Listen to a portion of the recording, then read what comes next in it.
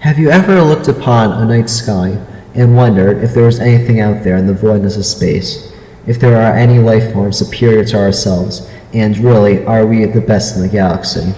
Have you ever looked at your life and wondered how much of an impact you'll have on the direct future, or even the future of thousands upon thousands of years later? Have you ever tried to comprehend the thought that you are meaningless in the vastness of the universe? Well, I'm sorry to say, buddy, but you're not in any way a special snowflake. Ever since mankind gained the ability to ponder, we have always thought of our meaning in the universe. Because of this fascination, a whole genre has been dedicated to the simple thought.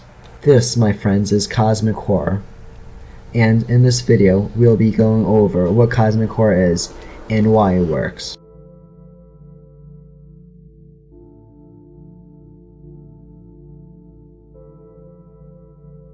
So let's go back to the late 1800s and the early 1900s. In Providence, there lived a young author named H.P. Lovecraft. Lovecraft would spend his life as a poor author who really didn't get that much attention.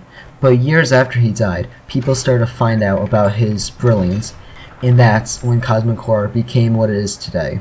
See, H.P. Lovecraft's stories revolved around cosmic entities called the Old Ones. The Old Ones saw humans as pretty much ants, and they did not care a single bit for any human's life. And even though his writing wasn't the most interesting, and his characters weren't the most developed, he still sparked this interest, and everyone had something different to say about H.P. Lovecraft's work. Intelligent nihilists like me loved his work because it related to our lives, and it seems there are enough people who enjoyed his work like me to make a whole subgenre of horror.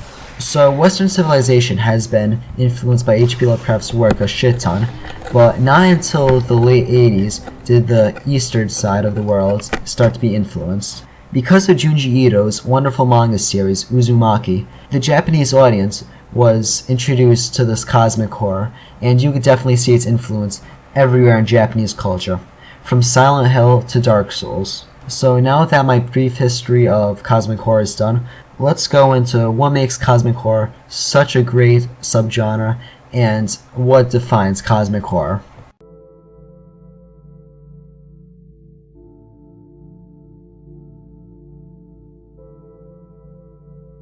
So cosmic horror is defined as horror that emphasizes fear of the unknown or fear of worthlessness. Cosmic horror always puts up multiple questions for the reader to ask themselves.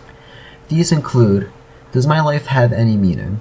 Does my life have any impact on the greater universe? What truly lies in space? And is there a being so incomprehensible that would drive a man insane? So now let's get into why cosmic horror works. And pretty much cosmic horror works because the creatures in these stories are the most frightening beings that you could think of. Think about it. A being like Cthulhu. Cthulhu, yeah, it might seem silly on paper, but once you actually think about how powerful it is and how easily it could kill any human being, you realize how frightening just the concept of a Lovecraftian being is. And that's where cosmic horror really shines.